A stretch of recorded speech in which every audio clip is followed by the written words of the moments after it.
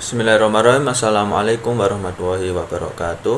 Alhamdulillah bihadil munasabati syarif nahnu nastati bi an nastami am akum huna wa ana min firqati asabi'a sa'ubayyinu lakum anin numuwi wal irsyadi alminiyah sawarib nafsi ismi rizki satria wa arju lakum bi an tusahidu wa an tafhamu likasuhulati anil fahmi. Tayyib namdi ilal horoitil al-mafahim, yakni peta pembahasan. Al-awal an-numu wal irsyadil al-mihniyah, yakni pertumbuhan dan konseling profesi. Sumasani nazriyatul irsyadi al-mihniyah, yakni teori-teori konseling profesi. Sumasalis baromijul irsyadi al-mihniyah, yakni program-program dari konseling profesi. An-numu wal irsyadi al-mihniyah, pertumbuhan dan konseling profesi. Tatawirul irsyad al-mihniyah fi duwalil al-mutaqaddimah hilalil qarni al-madi. Jadi, konseling profesi itu telah berkembang di negara-negara yang maju selama beberapa satu abad terakhir. Yang mana konseling profesi ini menjadi bagian yang sangat penting di dalam tahap pendidikan. Suma yatakhidu dalika min hilalil qaras allati tasaddaru wal jihad al mas'uliyatu fid dawliyah. Yang mana hal ini dapat dilihat dari keputusan yang dikeluarkan oleh Kementerian Pejabat Internasional seperti Kementerian Pendidikan, Sosial, Hukum dan lain-lain. Yang mana hal ini digunakan sebagai ladang untuk masyarakat negara tersebut agar sesuai dengan profesinya. Suma binazratin numu wal al-irsyad al-mihniyah wan lati tastadimu kasasi fil irsyad al-mihniyah, yakni dan dari teori pertumbuhan dan konseling profesi yang mana sebagai dasar untuk konseling profesi ini terdapat beberapa teori-teori dari para orang-orang pada zaman dahulu, yang mana hal ini teori ini berguna bagi konseling profesi tersebut. Nanu ila nazriyatil irsyad al-mihniyah, yakni teori-teori konseling profesi. Al-awal yakni nazriyati Anro, yakni teori dari Anro. Cuma nazriyatu Holanda, yaitu dari teori Holanda. Kemudian nazriyatu Gisbert, yaitu teori Gisbert. Cuma nazriyati Subir, yaitu teori dari Super. Cuma al-akhir yaitu nazriyatu Tidman, yaitu teori dari Tidman. Wal'an namdi ila nazriyati Anro, yakni teori dari Anro. Taftaridu Anro bi anna kulla fardin wajidun bistida dilil amal wal qiyam bin nasyati li tanfis an taqatihi. Yakni menurut Anro bahwa setiap individu itu dilengkapi dengan kemauan untuk bekerja serta terlibat aktif dalam melepaskan energinya. Jadi beliau menganggap bahwa pengalaman anak usia dini itu akan menentukan hasil pada masa depannya. Kemudian wataro anru bi anna thamani hajat fi tasnifil maslu al-harami, yakni Anru memandang bahwa 8 kebutuhan dalam hierarki Maslow. Yang pertama, kebutuhan sosiologis, kebutuhan akan rasa aman, kebutuhan akan rasa penciptaan dan cinta, kebutuhan akan rasa hormat, referensi diri dan kemandirian, kebutuhan akan pengetahuan, kebutuhan akan rasa keindahan. Kebutuhan untuk aktualisasi ini sangat berpengaruh pada perilaku anak. Semua Hunaka arba'atu asalib liri'ayatil walidiyah yastadimu al-abba fi isba'i hadil hajat. Nah, ini beliau menunjukkan bahwa ada 4 metode pengasuhan orang tua yang digunakan oleh ayah untuk memenuhi kebutuhan-kebutuhan tersebut. Awal al-ihtimam azaid, ini terlalu melindungi, yaitu mereka yang melebihkan perilaku yang diinginkan secara sosial. Suma asani atar kis, yakni berlebihan. Nah, yang mana ayah pada hal ini menuntut lebih dari anak-anak mereka daripada yang seharusnya. Suma asalis arrafdu wa tadannubit tufli, yakni penolakan dan penghindaran anak, yaitu mereka adalah orang tua yang menolak anaknya secara emosional atau secara keseluruhan, yang sangat berdampak pada anak tersebut. Karena apabila orang tua menolak anak, ya pasti anaknya akan juga nanti menjadi tidak teratur. Suma asalis yakni takabulu tifli, yakni menerima anak. Nah, itu orang tua yang menerima anak-anak mereka yang mencintai serta menjaga anak-anak tersebut. Suma waqad qadamat anru atau siyaj maftuha tusaidul mursyid inda takdimihi al-khidmah irsyadiyah al-mihniyah. Yani anru telah menyajikan rekomendasi terbuka yang membantu konselor ketika memberikan layanan bimbingan profesi. Nah, yang mana layanan itu seperti ujian profesi tergantung pada kualitas pribadi, kemudian individu memilih profesi untuk memenuhi kebutuhannya, kemudian derajat perasaan individu terhadap pola asuh sangat berperan dalam menentukan perasaan kekurangan di dalam dirinya, kemudian kebutuhan-kebutuhan yang pemuasannya tertunda menjadi motif perilaku yang tidak disadari. Kemudian tingkat keparaan kebutuhan bawah sadar ditentukan oleh lokasi kebutuhan ini, yang mana menurut kebutuhan 8 dari Maslow tersebut. Al-an ila najrati Hulanda, yakni teori dari Holanda.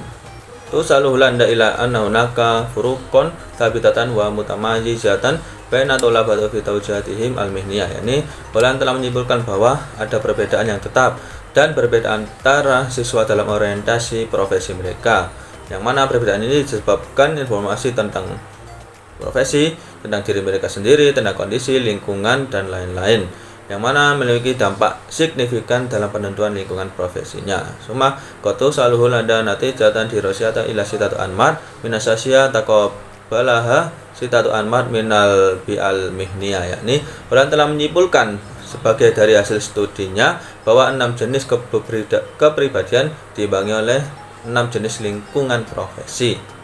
Nah, yang mana sitatu anmat minal bi'al mihniyah, yakni 6 jenis lingkungan profesi, yakni al-awal al-bi'atu al-waqi'iyah, yakni lingkungan realistis, yang mana dalam lingkungan ini yaitu mereka yang bergantung dalam kinerja pekerjaannya pada koordinasi motorik dan kekuatan fisik, yang mana misal seperti pekerja laboratorium dan pabrik. Sumasani al-bi'atu al-bahs, ini lingkungan investigasi, yakni mereka yang lebih bergantung kepada pemikiran tentang pekerjaan daripada bertindak. Contohnya ini termasuk dokter serta peneliti. Suma al-bi'ah al-istimaiyah, yakni yang mereka bergantung pada hubungan sosial untuk mencapai tujuan profesi mereka, yang mana contoh dari lingkungan ini yakni seorang guru, pekerja sosial, serta psikolog yang pasti bergantung pada hubungan orang lain. Suma harobi al-bi'ah al-taklidiyah, yakni lingkungan tradisional, yang mana mereka peduli dengan pelaksanaan aturan serta peraturan, yang mana mereka tuh memiliki tingkat pengendalian diri yang tinggi. Nah, contoh dari hal ini yaitu pekerja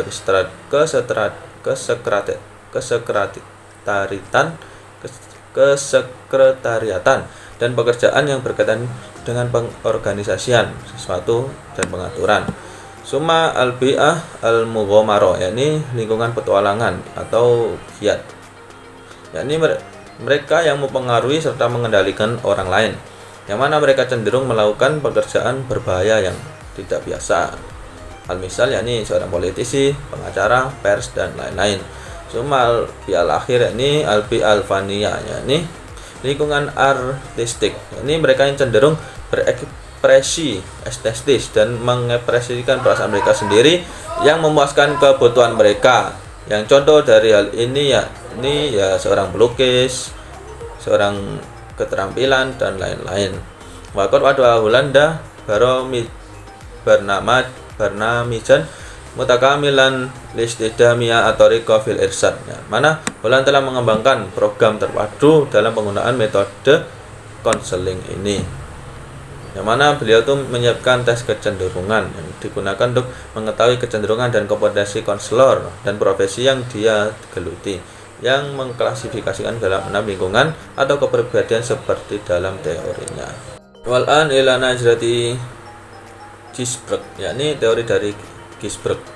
Yaro Gisberg wa yumala'uhu ana amaliyata ihtiyarul mihniyah amaliyatun amaiyah tusiru fi itijahi wahidun la roj'ata fihi, yang mana Gisberg dan rekan-rekannya melihat bahwa proses memilih profesi adalah proses perkembangan bergerak ke satu arah yang tidak dapat diubah, yang mana tumbuh dengan sesuai periode waktu tertentu yang muncul dalam individu sebagai hasil dari harmonisasi antara kemampuan serta ambisinya. Qasama Ginzburg an-numu al-ilmiya ila salasati marahil, yang mana Ginzburg membagi pertumbuhan profesi menjadi 3 tahap. Al-awal marhalatu at-takhayyul atau al-khiyal, yakni tahap imajinasi, yang mana tahap ini ditandai dengan pemilihan acak yang dibuat oleh anak. Suma asani al-marhala tajribiyah, yakni tahap eksperimental, yakni yang berlangsung antara umur 11 sampai 18 tahun, yang merupakan tahap pengorganisasian ujian profesi, yang pada tahap ini dibagi lagi kepada tahap minat, tahap kemampuan, tahap penilaian, serta tahap transisi. Suma asalis al-marhalatu al-waqi'iyah, yakni tahap realistis atau tahap nyata, yang mana membentang dari usia 19 sampai 22 atau 24 tahun, yang mana individu pada hal ini berbeda dalam usia yang mereka capai berdasarkan studi serta pelatihan yang diperlukan, yang mana tahap ini juga dibagi terhadap beberapa tahapan, yakni tahap eksplorasi yang ditandai dengan anak-anak yang memasuki universitas, kemudian tahap kristalisasi, yang mana keputusan dan individu menjadi berkomitmen pada pilihannya. Cuma tahap spesialisasi ini yang menunjukkan keberhasilan individu serta perasaan bahagia dan puas terhadap pekerjaannya. Wa qad dzakara Ginzburg an-numa wa tatawiru wal ikhtiyar al-minna yata'assaru bil awamil arba'ah. Yani Ginzburg menyebutkan bahwa pertumbuhan, perkembangan dan pilihan pekerjaan itu mempengaruhi oleh 4 faktor, yang dipengaruhi oleh 4 faktor. Al-awal al-bi'a wal waqi' alladhi ya'ishu al-fard, yakni lingkungan atau realitis di mana individu hidup. Suma al-amalat at-tarbawiyah, ini proses pendidikan. Suma an-numu wal-infi'aliyah, yakni pertumbuhan emosional. Suma qiyamul fardi, yakni nilai-nilai individu. Wa tu'tabaru nazratu Ginzburg khutwatun jadidah, yang mana teori Ginzburg ini dianggap sebagai langkah baru. Kenapa kok disebut langkah baru? Karena berkaitan erat dengan psikologi perkembangan, tetapi tidak bergantung pada sejumlah besar studi lapangan untuk memastikan bahwa tahapan yang ditunjukkan oleh Ginzburg berjalan. Wal namdi ila nazrati Super, yakni teori dari Super. Ta'asara nazratu Super bidarsati kabirati bikuli min nazrati mafhum adzats, yang mana teori Super sangat dipengaruhi oleh teori konsep diri wa nazratu numu an-nafsi dan teori perkembangan psikologis. Nah, min nazrati mafhum adzats, yakni dari teori konsep diri yang mengatakan bahwa individu mencerminkan minatnya, yakni dengan menggambarkan dirinya sendiri dan mengevaluasi idenya tentang dirinya sendiri. Suma min nazrati numu an-nafsi, dari teori perkembangan psikologis, yakni yang menekankan individu melalui beberapa tahap. Suma waqad hadada Super arba'atun namadij minan nas yumkinu at-tamyiz bainahum biwuduh, yakni Super telah mengidentifikasi 4 jenis orang di antara yang mana dapat dibedakan jelas, yakni al-awal an-namudaj al-mustaqor, yakni model stabil atau tahap stabil. Suma an-namudaj fi dauril i'dad, yakni model konvensional, yakni yang mana pada model ini mencoba bekerja dengan penuh semangat setelah dan sebelum mencapai tahap stabilitasnya. Suma an-namudaj ghairul mustaqor, yakni model tidak stabil, yakni mereka mencoba bekerja di semula profesi serta merasakan semacam stabilitasnya pada awalnya, yang mana kemudian pindah ke tahap ketidakstabilan dan seterusnya. Suma an-namudaj al-akhir, yakni model terakhir, yakni mereka yang berpindah dari satu pekerjaan ke pekerjaan lain dan mereka adalah model yang memiliki banyak upaya profesi. Suma qasama Super marohil an-numu al-ilmiya ila khamsati marohil. Nah, Super membagi tahapan pertumbuhan menjadi 5 tahap. Al-awal marhalatu an-numui, yakni tahap pertumbuhan yang mana dimulai dari seseorang lahir dan berlanjut sampai usia 14 tahun. Suma marhalatu al-istiksafi, yakni tahap eksplorasi, yakni dimulai dari umur 15 sampai 24 tahun yang mencakup tahap remaja, akhir dan dewasa. Suma marhalatu at-ta'sis, yakni tahap pendirian yang mana berlangsung dari umur 25 sampai 40 tahun. Yang mana tahap ini yaitu tahap kelanjutan dalam profesi serta kemajuan profesinya. Summa marhalatul al-ittifaq, yakni tahap pemeliharaan, yakni membentang dari umur 45 sampai 64. Yang mana di sini individu berusaha mempertahankan apa yang telah ia capai. Summa al-akhir al-marhalatu al-aful, yakni tahap penurunan, yang mana tahap setelah umur 65 tahun, yakni tahap seseorang dalam mau pensiun. Summa finazati super tetapi usluban khason minana dijin aminian. Dalam teori super, beliau mengikuti metode khusus dengan kedewasaan profesi, yang mana untuk mencapai tuntutan pertumbuhan pada tahap-tahap sebelumnya yang berfokus pada pertumbuhan pribadi serta profesi individu seseorang. Wal anam di ila nazrati Titman, yakni teori dari Titman. Yukta baru Titman min ashabin nazrati Numi Armenia, yakni Titman dianggap sebagai salah satu dari pemilik teori pertumbuhan profesi, yang mana beliau tertarik pada tahap pertumbuhan individu dalam pengambilan keputusan. Nah, semua kodama amalatu ittihadul qarar wa sab'u khutwats tatandammanu marhalatain, yakni dalam mempresentasikan proses pengambilan keputusan terdapat 7 langkah yang mana mencakup dari 2 tahap. Al-awal marhalatu tawqiyat, yakni tahap harapan, sumasani marhalatu at-tanfiz, yakni tahap implementasi. Fi marhalati tawqiyat tatanamanu ala situl khutuwat. Dalam tahap harapan itu terdapat 6 langkah, yakni al-awal al-istisaf, yakni tahap eksplorasi, summa at-tablur, yakni kristalisasi, al-ihtiyaru at-tajribi, yakni seleksi eksperimental, summa at-taudi wa tafsir, yakni klarifikasi dan interpretasi, summa al-bad'u bil amal, mulai bekerja, at-ta'dil wa tasih al-ihtiyar, yakni dan ubah dan perbaiki seleksi, summa ila marhalati tanfiz, yakni tahap implementasi yang tatamanu alal khutuwat al-intibaj fil mustama al-mihniyah wa tasamiru mudal hayat, yang mana pada tahap ini terdiri atas langkah integrasi ke dalam komunitas profesi yang mana berlanjut dalam seumur hidup. Wa qad akada Titman al-quwwatu al-dzatiyah lil fardi wa dauruha fi tanmiyati wa taqwiyati qudratihi. Titman menekankan kekuatan diri individu dan perannya dalam mengembangkan serta memperkuat kemampuannya, kemana untuk menemukan kenyataan dan kemampuannya yang sebenarnya, dan bekerja untuk menginvestasikan dan mewujudkan dalam berbagai cara yang berguna baginya dalam proses pengambilan keputusan yang berasal dari dirinya sendiri. Al-an ila baromijil irsyad ahminya, yakni program konseling profesi. Al-irsyadu al-mihniyah hiya amaliyatu musaidatul fardi ala ikhtiyari mihniyati bima yatala'amu ma istidadatihi wa muyulihi wa ahdafihi wa zurufihi al-istimaiyah. yakni konseling profesi adalah proses membantu individu untuk memilih profesinya sesuai dengan persiapan, kecenderungan, tujuan, dan kondisi sosialnya. Al-irsyadu yabda'u qabla ikhtiyaril al-mihnah wa tarbiyatul al-mihniyah wa yastamiru ma'al amal wa raqibi. Konseling dimulai sebelum memilih profesinya dan pendidikan profesi serta berlanjut dengan pekerjaan dan kemajuannya. Lidah fal irsyad amaliyatu mustamiratun mutasilatun wa yuqaddimu min khilaliha salasu barom irsyadiyah.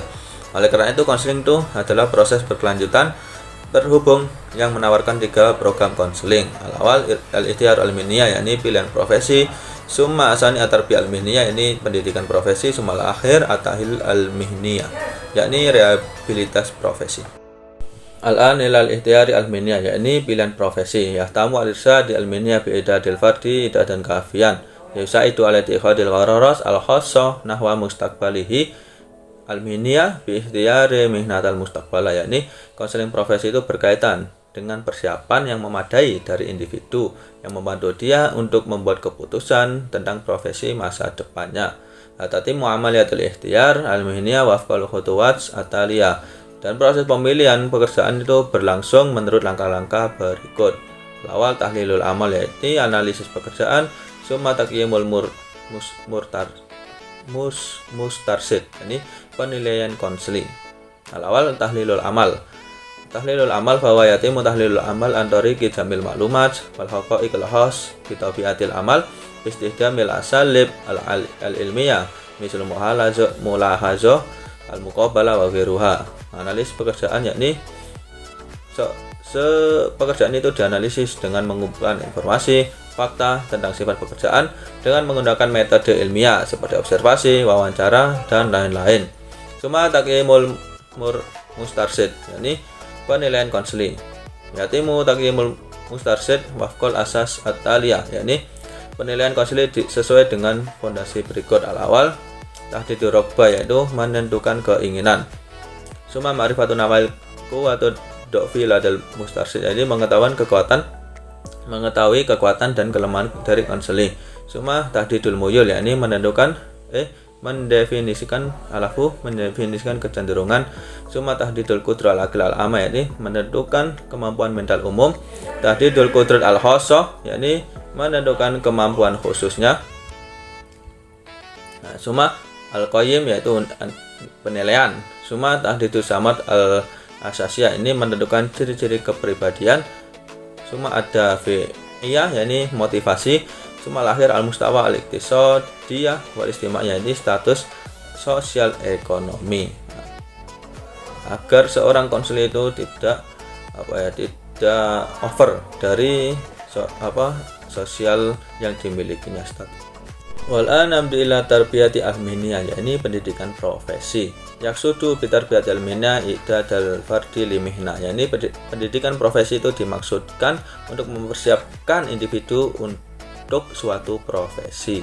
Wal manhaj al-madrasi yu'tabaru wasilatun hama fil tarbiyati al-mihniyah. Jadi kurikulum sekolah itu adalah sarana yang sangat penting dalam pendidikan profesi, karena dengan adanya kurikulum maka pendidikan profesi itu akan berjalan dengan baik karena dilakukan secara sistematis. Wa inna wazifatul madrasatul asasiyah itu ada abnaul afrod al-mustama' li siglil wazoif allati yahtajua al-mustama'. Jadi fungsi utama sekolah adalah untuk mempersiapkan anak-anak anggota masyarakat untuk mengisi pekerjaan yang ada di dalam masyarakat. Cuma dari tarbiyat al-mihniyah fil marahil at-ta'limiyah al-mukhtalafah. Jadi di dalam pendidikan profesi terdapat beberapa jenjang pendidikan. Al-awal tarbiyat al-mihniyah fi riyadatul atfal, yakni di pendidikan profesi di taman kanak-kanak. Suma fil ibtidaiyah, yakni di MI. Suma fil mutawasito, yakni di SMP. Dan yang terakhir yakni fi sanawiyah, yakni di pendidikan profesi di sekolah menengah atas, yaitu SMA. Wal anam di ila tarbiyah al-mihniyah fi marhalati riyadil atfal, yakni pendidikan profesi pada tahap TK. Tabda'u marhalatu riyadil atfal minasadisa hatta minasalisa hatta sadisa duhuli madrasah al-ibtidaiyah, yakni tahap TK itu dimulai dari umur 3 tahun sampai 6 tahun atau sampai memasuki masa MI. Tatimu tarbiyah al-mihniyah hilalul la'ab ma'al jamaah, yakni pada pendidikan profesi pada tahap ini yaitu berlangsung selama waktu bermain bersama kelompoknya. Tabaru marhalatu riyadil atfal ihda marahi at-ta'lim ila inna annaha la tahdifu li taswidi al-atfal al-maharos adirasya al-asasiyah. Taman pendidikan merupakan taman kanak-kanak merupakan salah satu jenis pendidikan, tetapi tidak bertujuan untuk membekali anaknya dengan kemampuan akademik, tapi untuk memperkaya keterampilan, kemampuan, tahap dasar untuk menyiapkan untuk kelanjutannya, untuk kedepannya. Lidafal mas'uliun andriyadil atfal yakuna fi idadil mawaqif atarbawiyah alati tasiru hibros atifal wa hamasalil istisaf at-ta'alum. Oleh karena itu penanggung jawab taman kanak-kanak itu mempersiapkan situasi pendidikan untuk memperkaya pengalaman, untuk semangat anak-anaknya dalam belajar, bereksplorasi, untuk mempersiapkan masa depannya, yaitu tahap dasarnya bisa dikatakan seperti itu. Tatimu tarbiyah al-mihniyah fi hadil marhala an tariqal hubras al-lughawiyah, wal khibrat ad-diniyah, wal khibrat al-ilmiyah, wal khibrat al-adadiyah, wal khibrat al-istimaiyah, wal khibrat al-harakiyah. Jadi pendidikan profesi ini pada tahap ini itu berlangsung melalui apa yang telah disediakan kurikulum yang dipresentasikan sebagai berikut. Al-awal yakni al-khibrat al-lughawiyah, yakni pengalaman linguistik. Ini untuk bertujuan pengembangan kemampuan anak-anak untuk mengungkapkan serta mendengarkan dan menghubungkan antara mendengar dan pengucapan. Summa al-khibrat ad-diniyah, yakni pengalaman religius yang dipresentasikan dalam kesopanan, penanaman nilai-nilai dan lain-lain. Summa al-khibrat al-ilmiyah, ini pengalaman ilmiah yang bertujuan untuk membentuk tren logis dan realistis anak-anak tersebut.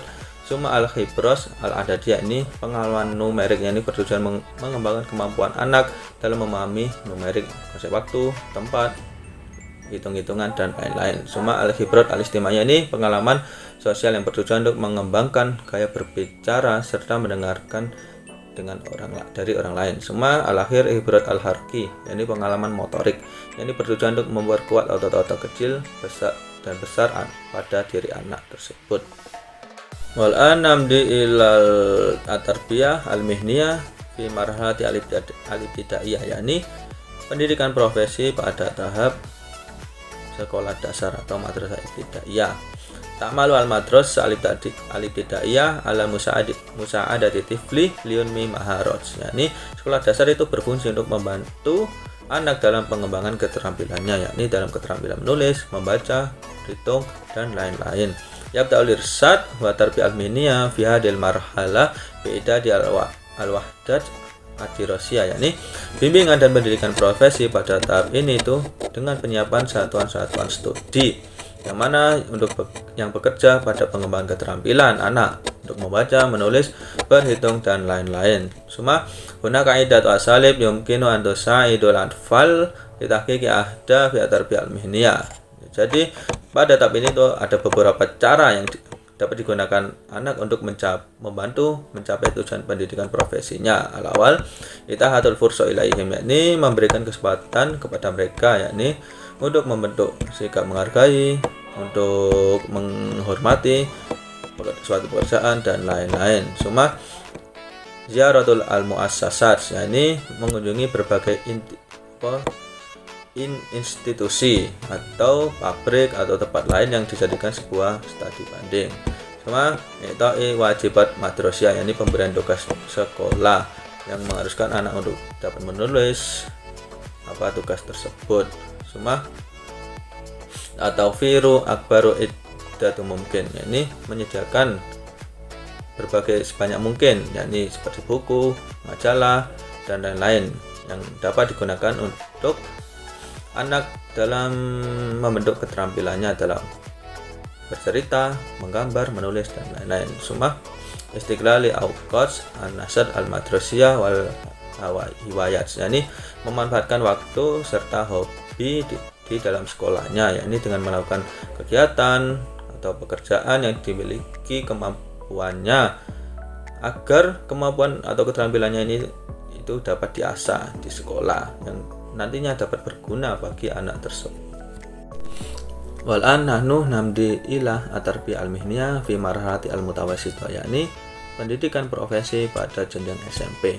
Ta'malu al-madrasah al-mutawassithah ala taswidi at-talamid bisaqafah al-qaumiyah, yakni sekolah menengah ini berfungsi untuk membekali para peserta didiknya dengan budaya nasional seperti penguasaan bahasa asing, kemudian sejarah-sejarah, geografi dan lain-lain. Semua kota saran nizamul ta'lim al-mutawassithah fi itijahi i'dadut talib al-marhal al-mutawassithah li intiqali ilal madrasah as-sanawiyah, yakni sistem pendidikan SMP ini berjalan untuk mengarahkan atau mempersiapkan peserta didiknya dari sekolah menengah ke SMA. Jadi litahqiqi dzalika yajibu an yasrafa ala talib masrufun mutawassisun bil irsad. Jadi untuk mencapai hal itu siswa itu harus diawasi oleh supervisor yang ahli dalam bidang konseling agar untuk memastikan keberhasilan akademiknya serta profesi mereka. Wal'an nahnu namdi ila at-tarbiyah al-mihniyah fi marhalati ats-tsanawiyah, yakni pendidikan profesi pada jenjang SMA. Tatahaddadu wazifatul marhalatu ats-tsanawiyah bil baramis al-dirasiyah allati taqaddimiha. Yani fungsi dari SMA yakni ditentukan oleh program akademik yang ditawarkannya. Wal manhaj al-madrasi yu'tabaru wasilatu hamma fi tarbiyah al-mihniyah. Dan tugas SMA dalam pendidikan profesi yaitu untuk mempersiapkan siswanya untuk berspesialisasi dalam bidang profesi yang mereka ikuti, yang mereka tekuni dengan pelatihan, dengan praktek dan lain-lain. Wazifatul madrasah as-sanawiyah an-nazriyah i'dadatul laban yaltahiqu bidirasat ma ba'da sanawiyah wafqu qudratim wa ihtimamihim. Yani fungsi SMA yakni untuk mempersiapkan siswanya untuk mengikuti studi pasca SMA sesuai dengan kemampuan serta minat yang mereka punyai. Yu'tabaru aidan taqdimu muqarraru fi tarbiyah al-mihniyah fil marhala as-sanawiyah khairu wasilatil imtidad at-talamid bil ma'lumat al-mihniyah. Jadi dengan menyajikan kursus dalam SMA itu dianggap sebagai cara yang terbaik untuk memberikan informasi profesi kepada siswanya. Dengan adanya kursus ini maka siswa dapat menekuni apa yang dia inginkan. Cuma gunakan asali bu'idatu tastadimu fi tarbiyah al-mihniyah bil marhal as-sanawiyah. Dan ada beberapa metode yang digunakan dalam pendidikan profesi pada jenjang SMA, yakni munaqashatu hadhil maudu'at, yakni membahas topik tersebut di depan kelas atau di sekitar kelas tersebut juga bisa. Cuma wa'aktu mu'tamiros tunakis al-mihni, ini mengadakan konferensi untuk membahas profesi yang ingin ditekutinya tersebut. Cuma dakwatu zairin mutakhasisin, ini mengundang pengunjung khusus atau mengundang seorang pembicara yang khusus yang akan membahas tentang profesi yang ingin digelutinya tersebut. Suma qiraatul kutub wal nasrots, ini membaca buku serta buletin dari pemerintah atau swasta yang menjelaskan tentang suatu bisnis. Suma ziyaratu amakini amlimu talifah, yakni ziarah ke tempat-tempat yang berbeda seperti ke tempat kerja, ke bank, atau sesuatu yang ingin ditekuninya tersebut. Suma yusaidu al-aflam, yakni menonton film yang menampilkan suatu kerajinan atau profesi. Suma al-ansito al-madrasah, yakni kegiatan sekolah. Mana kegiatan sekolah ini untuk mendapatkan pengalaman profesi, karena kan kegiatan sekolah itu banyak sekali, dan misalkan ada yang cocok dalam apa yang profesi ingin digelutinya, maka dalam kegiatan sekolah itu bisa dilakukannya.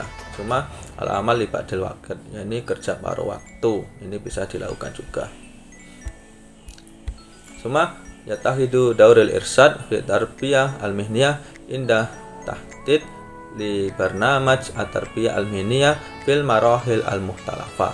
Peran konseling dalam pendidikan profesi itu menjadi jelas ketika merencanakan program pendidikan profesi dalam tahapan yang berbeda, karena dalam setiap tahap itu kan pasti berbeda. Dari tahap TK sampai SMA itu pasti anak itu memiliki karakter yang berbeda, sehingga harus dibedakan antara tahap satu ke tahap yang satunya lagi agar terjadi sinkronisasi yang baik. Wal namdi ila tahil al-mihniyah, yakni tentang rehabilitas profesi. Kata sa'urat al-hukumah bizadati afrodi hadil fi'ah al-ajiza an muwasalati amaliha. Pemerintah merasakan bertambahnya anggota kelompok-kelompok yang kehilangan pekerjaannya, sehingga orang-orang tersebut itu tidak bisa bekerja lagi. Sehingga pemerintah itu mendirikan sebuah balai rehabilitas atau kantor untuk menangani hal-hal seperti ini. Cuma kama sa'ur al-qawanin li ta'hili wa tasghili hal masobin. Dan hukum juga merasakan hal ini, sehingga hukum juga memperlakukan untuk merehabilitas serta mempekerjakan orang-orang tersebut agar kembali lagi untuk dapat bekerja secara aktif di masyarakat. Atau halis falsafati ta'hil al-miniyah fil amali al-i'tiramil fardi al-masob. Nah, filosofi rehabilitas profesi yakni untuk bekerja menghormati individu yang dalam keadaan tersebut, dalam keadaan tidak memiliki pekerjaan ini, itu dengan menghargai dia dan untuk membantu orang-orang tersebut agar dapat berperan lagi di dalam masyarakat. Taqaddumu barnamij at-ta'hil al-mihniyah al-asasi faniyah yata'awanu fiha fariqun minal ikhtisasin ya'maluna 'ala musa'adatil fardi 'ala tawafuqi an-nafsi wal jismi al-istimai wal iktisadi. Nah, kemudian program rehabilitas profesi yaitu diberikan atas dasar teknis, di mana tim spesialis untuk bekerja sama, bekerja untuk membantu individu untuk penyelesaian psikologisnya, fisiknya, sosial, serta ekonominya. Karena orang-orang yang kehilangan pekerjaan itu pasti akan terganggu psikologinya, fisiknya, sosial, serta ekonominya. Sehingga program dari rehabilitas profesi ini untuk membantu orang tersebut agar psikologis, fisiknya agar dapat sembuh kembali seperti sedia kala. Tatakawanu amalat ta'hil min iddati marahil bihaitsu yatahaqqaqu taqdimul khidmat at-tabi'ah wan nafsiyah wal istimaiyah wal mihniyah ta'ta israfi fariqil minal mutafassisin. Kemudian proses rehabilitas itu terdiri dari beberapa tahap, sehingga layanan medis, psikologi, sosial, profesi diberikan di bawah pengawasan tim spesialisasi ini dapat memberikan layanan yang baik kepada orang-orang yang terkena dampak tersebut agar orang-orang tersebut dapat direhabilitas untuk dikembangkan agar dapat tampil kembali di dalam masyarakat. Wa tatadammanu amal ta'hil al-mihniyah situ khutuwat. Jadi proses rehabilitas profesi itu terdiri dari 6 tahapan. Al-awal ma'rifatul hala, yakni mengetahui situasi. Nah, dengan mengetahui situasi dengan cepat, maka keberhasilan rehabilitas itu dapat menjadi lebih baik karena sudah diketahui apa yang telah terjadi kepada korban tersebut. Kemudian asani, atasis atau ini diagnosis medis. Nah, dengan mengetahui diagnosis, maka praduga yang telah terjadi kepada korban itu dapat diketahui bagaimana tingkat cederanya, apa yang terjadi, dan lain sebagainya, yang mana dapat menentukan untuk tahap selanjutnya, yakni al-irsyad al-miniyah wan nafsi, yakni konseling profesi dan psikologis, yaitu pada tahap ini yaitu mengetahui kasus sampai proses rehabilitasi berakhir. Nah, di mana pengetahuan tentang minat dan kemampuan korban itu dimulai dengan mencocokkannya dengan kesempatan yang tersedia di dalam masyarakat. Suma aerobi, yakni atawafuk wa ta'ajur al-haraki, yakni koordinasi dan sinergi motorik. Nah, yakni dengan koordinasi ini maka yaitu dilaksanakan dengan program fisioterapi, yakni menggerakkan terhadap korban untuk lebih bergerak dari sebelumnya agar tubuhnya itu dapat menjadi lebih baik karena terus bergerak agar lebih menjadi sehat seperti itu. Yang mana hal ini dapat dilakukan oleh seorang fisioterapis agar korban tersebut itu dapat menjadi lebih baik ke depannya dari sebelumnya. Cuma pada ini tadrib ahminiyani, pelatihan profesi. Nah, setelah melaksanakan tahap koordinasi dan energi motorik, maka dilakukan pelatihan profesi, yang mana pada tahap ini seorang korban itu diberikan pelatihan mengenai apa yang profesi yang diinginkannya atau pekerjaan yang memungkinkan untuk dilakukannya, sehingga nantinya dapat bermanfaat serta produktif di dalam masyarakat dengan kondisi yang dimilikinya, yang mana tidak menghalangi tentang keadaan yang dimiliki oleh korban tersebut. Semua al-akhir yakni atas skill, yakni pekerjaan. Nah, setelah melaksanakan pelatihan,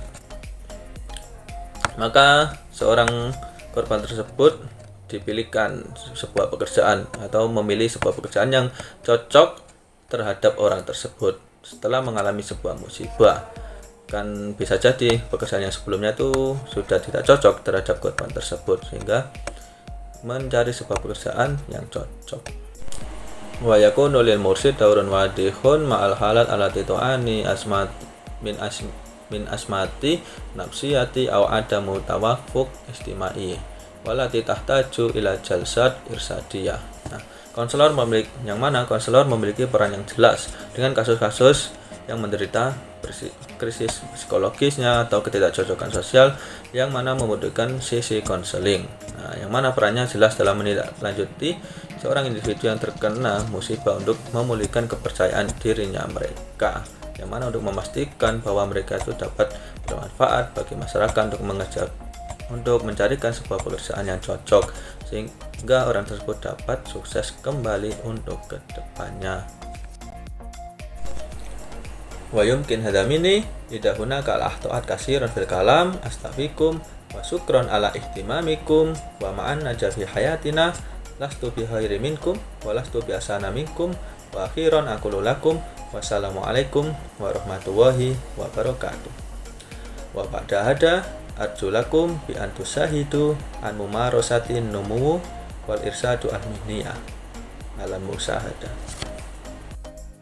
Bismillahirrahmanirrahim. Assalamualaikum warahmatullahi wabarakatuh. Waalaikumsalam warahmatullahi wabarakatuh.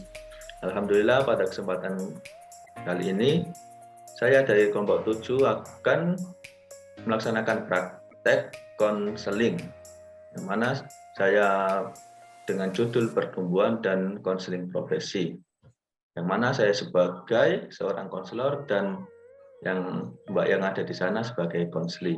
Bisa langsung untuk perkenalan saja.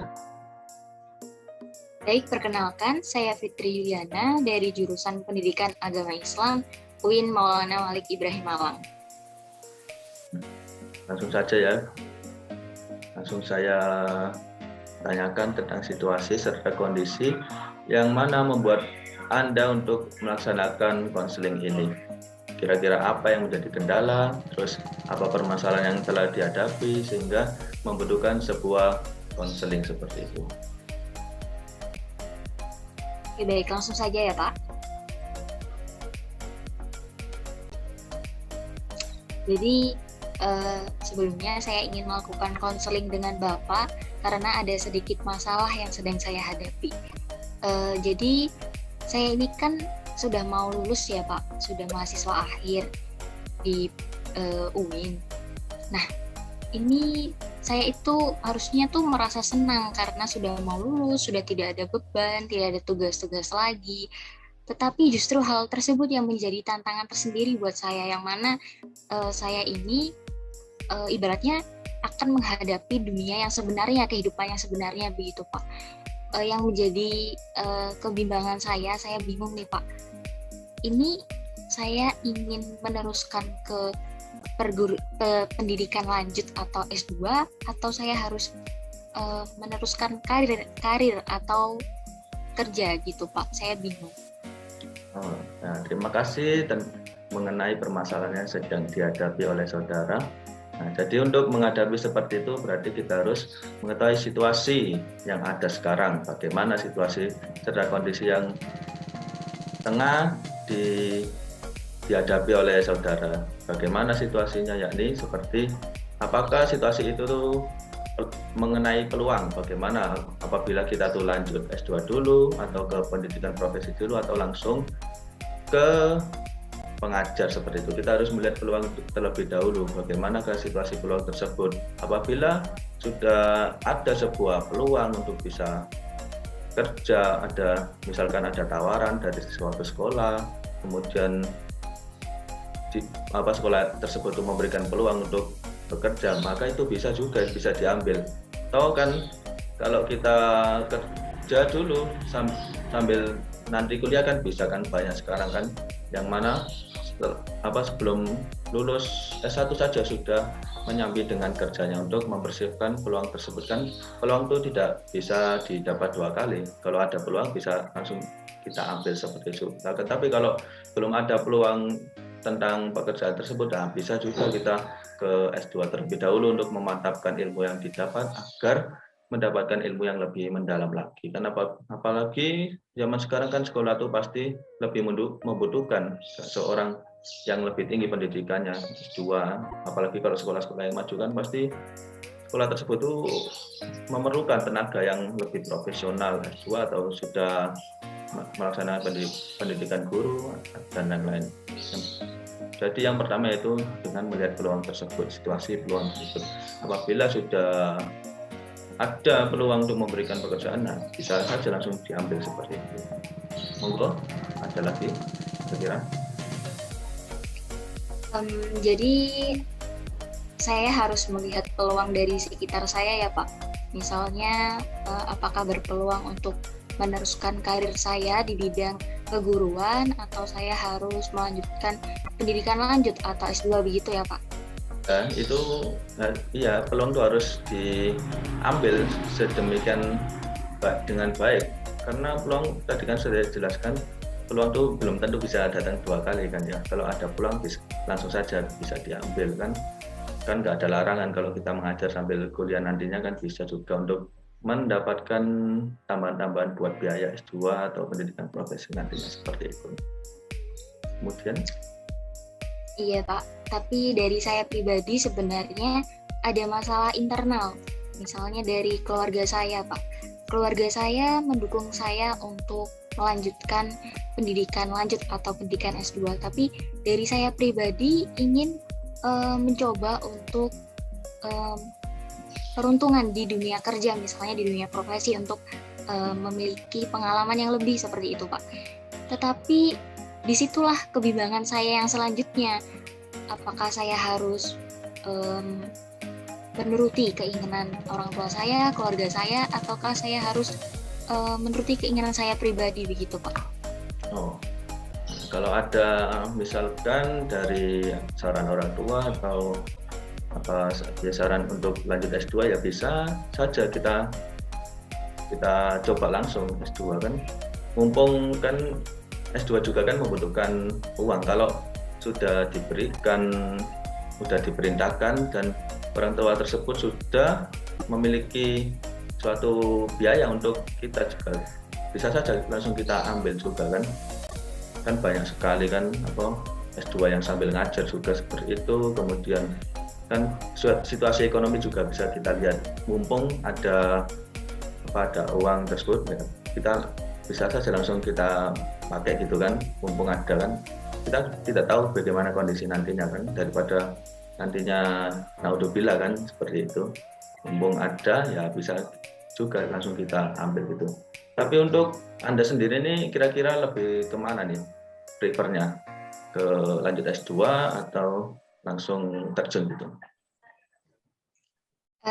Seperti yang saya jelaskan sebelumnya bahwa sepertinya saya ingin mencoba peruntungan di dunia kerja terlebih dahulu Pak, mencari pengalaman misalnya. Setelah itu saya bisa memutuskan apakah saya bisa melanjutkan ke jenjang yang lebih tinggi S2 atau seperti apa begitu Pak. Tetapi saya ya seperti yang sudah saya jelaskan tadi, saya terjadi kebimbangan gitu Pak. Apakah saya harus menuruti keinginan keluarga yang harus S2, yang mana pendidikan itu lebih penting seperti itu. Nanti baru ditentukan karir yang cocok berdasarkan tingkat pendidikan tersebut begitu Pak. Nah, jadi kalau sudah disuruh seperti itu, kemudian juga kita belum ada channel atau peluang untuk langsung terjun, kita bisa itu ke S2 aja terlebih dahulu. Mumpung kita didukung kan ya, didukung dengan sepenuh hati kan, kita bisa aja langsung ke S2 aja terlebih dahulu, sambil nanti ketika S2 tersebut juga kita nyari-nyari channel tersebut kan. Kalau pendidikan kita tuh lebih tinggi, malah kita tuh nggak nyari ya, malah kita yang dicari nantinya seperti itu. Kalau kita sudah memiliki track record pendidikan yang lebih tinggi, maka kita yang akan dicari, bukan malah kita yang nyari seperti itu. Iya, jadi kesimpulannya lebih baik saya lanjut S2 saja ya Pak. Kalau ternyata memang dari keluarga mendukung, mungkin dari semua sisi juga mendukung, jadi lebih baik saya melanjutkan S2 seperti itu ya Pak. Ya, selagi juga belum ada itu kan, belum ada tawaran atau ada peluang untuk terjun ke lapangan seperti itu, ya kita lebih baik ya ke S2 terlebih dahulu seperti itu. S2 juga kan pasti nanti kan kita memiliki teman yang channel yang banyak kan. S2 kan tidak hanya seumuran Anda kan, umuran 22, 23 kan belum tentu. Ada yang seseorang yang sudah profesional akan tapi belum S2, ingin ke S2 itu kan bisa juga dijadikan sebuah channel seperti itu. Bisa untuk membantu kita nantinya. Iya Pak. Terima kasih sebelumnya Pak. Mungkin dari Bapak ada saran nih ke depannya saya selain S2 mungkin apakah saya bisa nih Pak misalnya S2 sambil nanti mengajar seperti itu Pak. Tapi kalau seperti itu sepertinya saya sedikit kesulitan, tapi saya ingin mencoba Pak, misalnya S2 dengan mengajar itu bagaimana pendapat Bapak? Nah, kalau S2 dengan mengajar, insya Allah bisa banget itu. Saya juga punya teman kenalan yang mana dia sekarang tuh lagi melaksanakan langsung S2 di UIN itu kan, ada kan di UIN tuh semester 7 itu sudah bisa langsung S2 kan. Nah, dia juga sambil ngajar di Pondok Tafid. Terus kemudian dia tuh bisa lancar gitu, apalagi sempronya sudah dari awal malah. Nah, yang penting tuh kita harus bisa memanage waktu gitu, memanajemen waktu sebaik mungkin, dan sampai waktu kita tuh keteteran, kita harus mengatur waktu karena waktu itu yang akan menentukan kita bagaimana untuk kedepannya. Kalau kita bisa mengatur waktu, ya kita akan bisa mengatur waktu untuk bekerja, untuk kuliah dan lain sebagainya seperti itu. Tapi kalau sebaliknya kita tidak bisa mengatur waktu, ya kita yang akan diatur waktu, malah keteteran semuanya seperti itu. Iya Pak, kurang lebih seperti itu Pak. Dari sini saya bisa menyimpulkan, saya mendapatkan saran dari Bapak bahwa lebih baik apabila ada peluang untuk melanjutkan S2 maka saya bisa melanjutkan S2 seperti itu ya Pak. Saya bisa juga dengan istilahnya menyambi gitu.